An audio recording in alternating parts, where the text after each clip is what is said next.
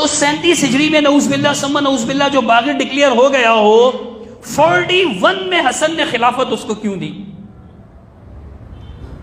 تم کہتے ہو نا کہ عمار ان کو جنت کی طرف بلا رہے ہوں گے، یدعونہ الی الجنہ ویدعونہ الی النار، اور وہ عمار کو نار کی طرف، جہنم کی طرف بلا رہے ہوں گے، اور پھر ایسے میں جو مطلب ایک جذباتی خطیبانہ جوش اور چہرے کا اتار چڑھاؤ بنا کر ایسا ماحول کریٹ کرنا کہ بندہ بولے کہ گیا بھائی دوسرا کرو سیدھے جہنم میں، نعوذ باللہ ثم نعوذ باللہ۔ تو پھر سوچئے کہ حضرت حسن نے خلافت ان کو کیوں دی؟ اب ایک اور انداز سے لوگوں نے کوشش کی، سوشل میڈیا کے اوپر ہم دیکھتے ہیں وہ آئے اور وہ کوشش کر رہے ہیں کس چیز کی کہ معاویہ کو یہ جو اس روایت ہے اس سے باہر نکالا جائے اور اس کو جو ہے نا وہ پاک و صاف کیا جائے ان چیزوں سے۔ انہوں نے کیا قبلہ تعویل کی؟ تعبیر بڑی عجیب و غریب ہے۔ وہ کہتے ہیں کہ اگر آپ کے بقول اس باغی گروہ کا تعلق، یہ جو باغی گروہ ہے یہ وہی معاویہ بن ابی سفیان والا تھا، تو پھر کیسے امام حسن علیہ السلام نے ایک باغی گروہ سے صلح کر لی؟ بس اس سے یہ ثابت ہوتا ہے کہ وہ باغی گروہ جو ہے، جو آپ اتنی نصوص سے ثابت کرتے رہے، اہل سنت کی کتابوں سے ثابت کرتے رہے، اس کا کوئی فائدہ نہیں ہے، وہ گروہ باغی نہیں تھا۔ صحیح۔ اب دیکھیں جہاں تک تعلق ہے کیا نام ہے بغاوت کا، وہ تو تمام مسلمان شیعہ سنی متفق اتفاق ہے سب، سوائے نواسب کے، سوائے ناسبیوں کے۔ ناسبی معاویہ بن ابو سفیان کو بھی حق کہتے ہیں، حضرت مولا علی کو بھی حق کہتے ہیں، دونوں۔ تو نواسب کے علاوہ تمام مسلمانوں کا اتفاق ہے کہ وہ باغی تھے۔ اب حضرت امام حسن مجتبی علیہ السلام کی مصالحت کا مسئلہ ہے، صلح کا مسئلہ ہے۔ اب دیکھیں کہ صلح امام علیہ السلام نے کیوں کی؟ امام نے خود بیان کیا ہے۔ اب دیکھیں نا، امام خود وضاحت فرما رہے ہیں کہ میں نے، لوگوں نے جب سوالات کیے تو آپ کے تو کہ مولا آپ نے صلح کیوں کی، صلح کے علل و اسباب کے ہیں۔ حضرت امام حسن مجتبی علیہ السلام کا بڑا طویل خطبہ ہے، اور اس میں انہوں نے علل و اسباب بیان کیے ہیں، اور اس پر میں نے مستقل کتاب لکھی ہے، صلح امام حسن کے علل و اسباب۔ وہ سامعین ناظرین اس کا مطالعہ کر لیں، بڑی تفصیلی میں نے وہاں دلائل پیش کی ہے۔ اصل یہ ہے کہ امام علیہ السلام کے ایک تو ساتھی کم تھے، لشکر کم تھا، حمایتی کم تھے، اور وہ تعداد میں زیادہ تھے۔ لہٰذا محدثین نے، علماء علم کلام کے علماء نے لکھا ہے کہ امام کو اختیار ہے کہ مسلمانوں کی فلاح کے لیے، مسلمانوں کی بہتری کے لیے جو بھی اقدام کریں وہ یعنی کر سکتے ہیں۔ اسی طرح پیغمبر گرامی قدر صلی اللہ علیہ وآلہ وسلم نے کفار سے صلح کی ہے، صلح حدیبیہ ہے، اور اسی طرح امام حسن مجتبی کی صلح ایسے ہے جس طرح آپ نے صلح حدیبیہ کی تھی۔ تو اصل یہ تھا کہ جو مد مقابل تھا امام حسن مجتبی کے، انہوں نے بندوں کو خرید لیا، بندوں کو خریدا پیسہ کے ذریعے سے یا اور بظاہر اخلاقیات کے حوالے سے، اور ظاہر الناس علی کیا کہتے ہیں، الناس علی دین ملوکی، لوگوں کا وہی دین ہوتا ہے جو ان کے یعنی بادشاہ کا ہوتا ہے۔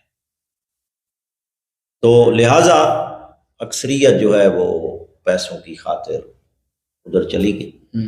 تو امام علیہ السلام نے جب دیکھا کہ اس حالت میں ایک تو خون ریزی ہوگی اور خون خرابہ سے بھی بچانا ہے اور امت کو فتنہ سے بھی بچانا ہے، اگر امام حسن مجتبی صلح نہ کرتے تو مقتدر علماء نے لکھا ہے کہ امام حسن علیہ السلام یا اہل بیت اطہر علیہ السلام کے ماننے والوں میں سے بہت کم لوگ رہ جاتے، سب کو وہ قتل کر دیتے، اور یہ ہوا ہے ایسا۔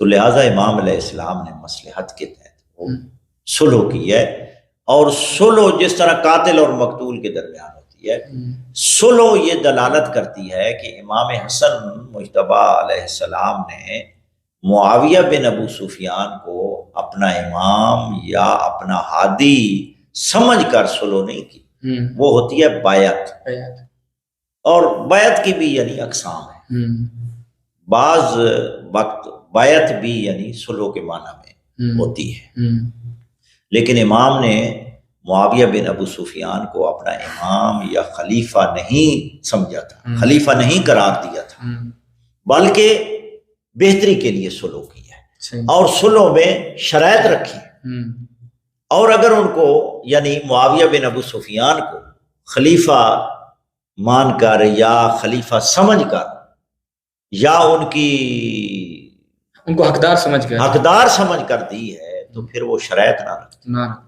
جو شرائط رکھے ہیں وہ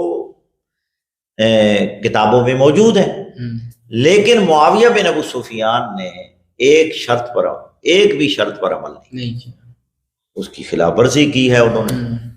اور اس کے بعد یہ ہے کہ یہ سب سے پہلے میں تو یہ دیکھتا ہوں سیر و اعلام نبلا، علامہ ذہبی نے جو بات لکھی ہے کہ اب دیکھیں وَخَلْفَ مُعَاوِيَةَ خَلْقٌ كَثِيرٌ، معاویہ کے پیچھے کثیر تعداد لوگوں کی تھی۔ کون سی جلد میں یہ جلد نمبر 3 ہے اور صفحہ نمبر 128 ہے، سیر و اعلام نبلا حافظ ذہبی کی۔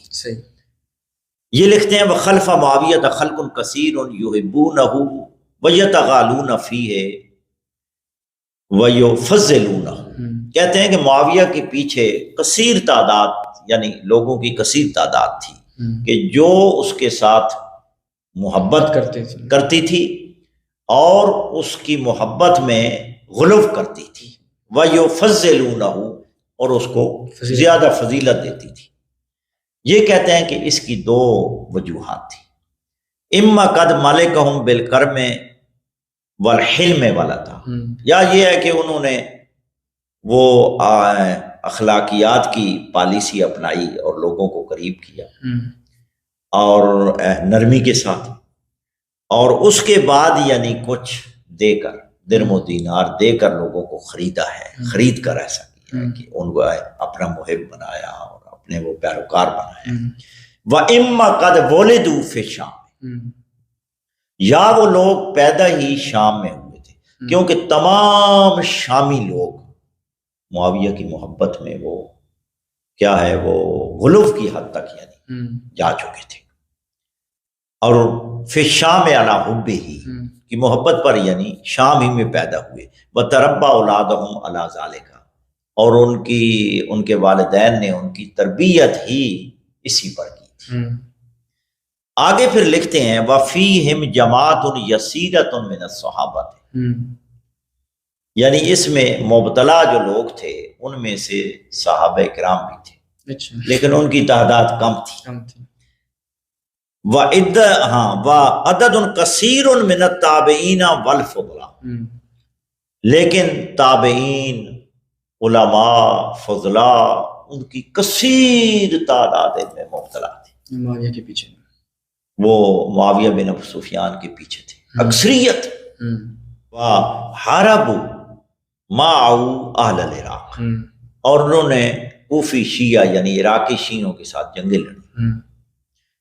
وَنَشَوْا عَلَى النَّصْبِ، یعنی یہ ان لوگوں کی جن لوگوں کا انہوں نے ذکر کیا ہے، ان لوگوں کی نشو و نما، تربیت ناسبیت پر، یعنی یہ ناسبی تھے۔ تو اس طرح لوگوں کو لیا گیا ہے۔ یہ میرے سامنے، میں صرف اپنے سامعین کے اضافہ معلومات کے لیے کہ بجائے یعنی اپنی طرف سے ہم بیان کریں، ہم کتابوں کا کتابوں کے حوالے پیش کرتے ہیں جو ان کے یعنی مسلمات ہیں کہ یہ ہے جی منصب امامت. منصب امامت ہے، اردو میں ہے، یہ اس کے صفحہ نمبر 107 ہے. کس کی کتاب ہے یہ؟ یہ منصب امامت شاہ محمد اسماعیل شہید دہلوی، اور ان کا مقام تو ان کے ہاں یعنی خاص کر جو غیر مقلد ہیں اہل حدیث ہیں ان کے ہاں تو بہت بلند ہے، اور باقی حضرات بھی مانتے ہیں. اچھا جی، صفحہ نمبر 107 پہ حضرت مولانا شاہ محمد اسماعیل دہلوی یہ لکھتے ہیں کہ مناسب یہ ہے کہ امام حق منصب امامت پر قناعت کرے، صحیح، اور اپنی کوشش ہدایت و ارشاد کی طرف مبذول کرے، اور سلطان کے ساتھ امور سیاست میں دست و گریبان نہ ہو، اور رعایا اور لشکر کو جنگ و جدال کے بپا کرنے میں بے سر و سامان نہ کرے. اگرچہ خلافت راشدہ کا منصب اعلیٰ اس کے ہاتھ سے جا رہا ہے، پھر بھی ایسا اقدام نہ کرے. اور دوسرا یہ ہے کہ اہل سنت کی عقائد کی کتابیں، احادیث کی کتابوں میں ہے کہ ائمۃ المسلمین کے خلاف خروج حرام ہے، خواہ وہ فاسق ہوں، فاجر ہوں، آپ کے سامنے شراب بھی پیتے ہوں، ان کے خلاف خروج نہیں کرنا، خروج نہیں کرنا. صحیح.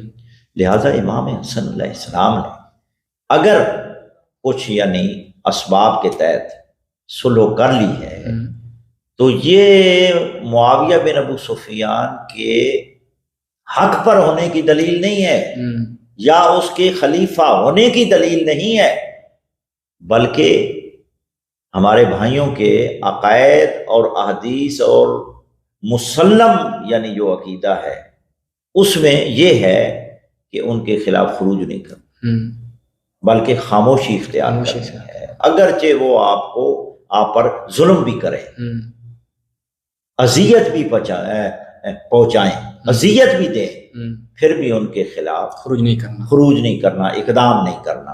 ان کو تو یہ حق ہی نہیں پہنچتا کہ وہ ایسے یعنی سوال کریں جی امام حسن نے ان سے مصالحت کیوں کی اگر وہ باغی ہوتے تھے.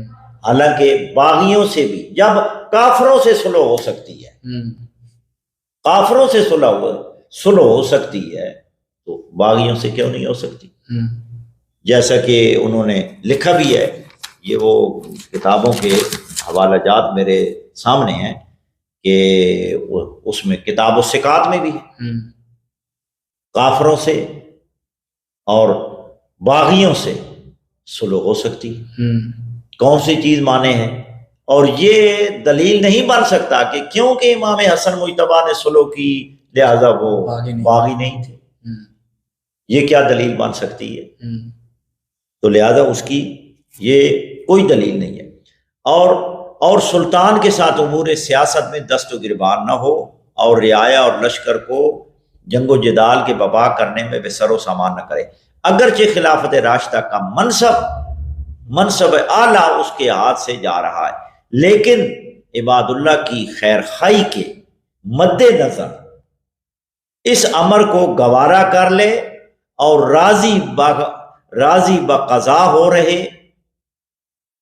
اور تمام مسلمانوں پر اس کو تصدق کر دے، جیسا کہ امام حسن رضی اللہ عنہ نے سلطان شام سے یہی طریقہ اختیار کیا اور مخالفت کا دروازہ نہ کھولا. اسی مصالحت کی بنا پر آگے وہ حضور نے جو فرمایا ہے.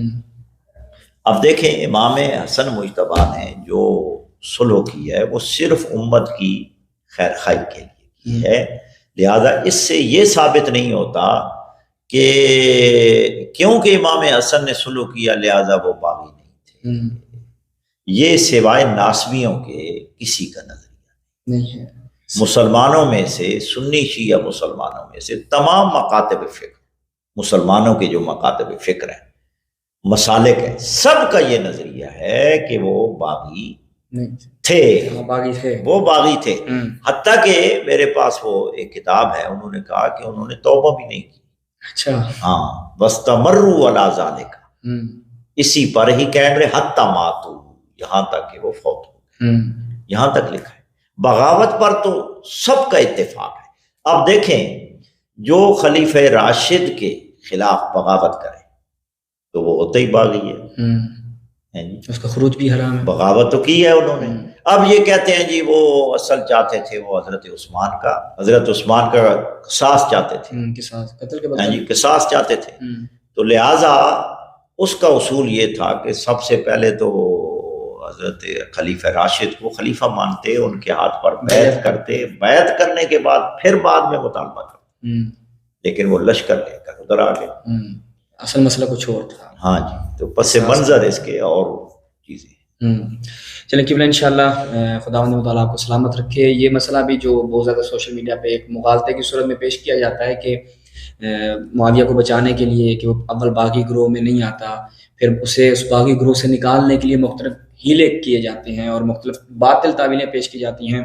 نہایت مفصل 2 قسطوں میں آپ نے اس کا جواب دیا، اور اسی کے ساتھ ہماری آج کی نشست کا جو ہے وہ اختتام ہوا چاہتا ہے۔ انشاءاللہ دوبارہ زندگی رہی تو قبلہ صاحب سے بھرپور استفادہ کریں گے۔ آپ تمام مومنین سے دوبارہ درخواست کریں گے کہ قبلہ صاحب کی صحت و سلامتی کے لیے دعا کیجیے گا۔ تب تک کے لیے السلام علیکم ورحمۃ اللہ۔